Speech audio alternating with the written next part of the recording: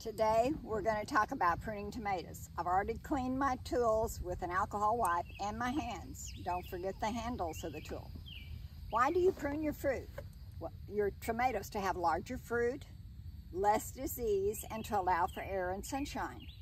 Now, pick first the main branch that we want to keep. We'll kind of look. I've let this get ahead of me, so it has a lot of blight on it. We're going to get all that off. I've got a sack there. We will destroy it. Do not put that in the compost because the spores can spread. So get rid of the blight, destroy it, either burn it or trash it in a plastic bag. Then find your leader and start to cut. I've already done some of the back and the middle to save time on this. But we're going to cut these off near the bottom, especially because that's where the water collects and the blight seems to be the worst there. So we'll get some of that off and let that air come in.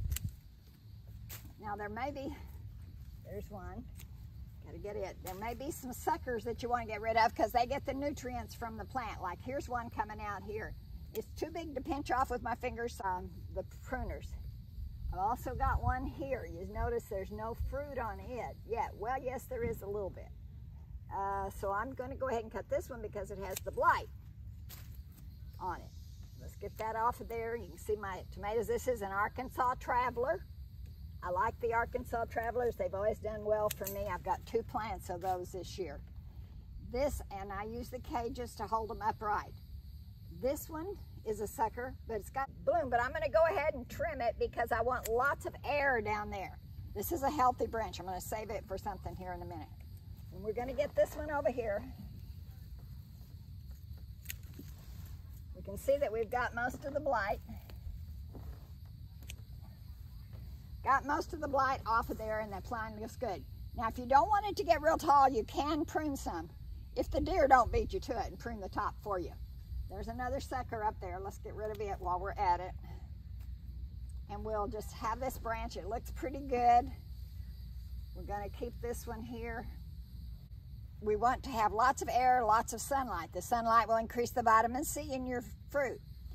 Now that we've done the healthy things for the plant, for the fruit off the plant, I'm going to show you today's pearl of wisdom. Take a healthy branch that you've cut off and break it or cut it. Whoops, it got all juicy on me. They're juicy. You want them to be juicy. If they've not been watered, they might not be. You take that juice, and if you've got some athlete's foot, I don't have any, but I'm going to show you. You just rub that right on it, or get it on it really good. You do that 2 or 3 times a day, and that will get rid of your athlete's foot. That's our pearl of wisdom for the day. Don't forget to watch next week. Thank you.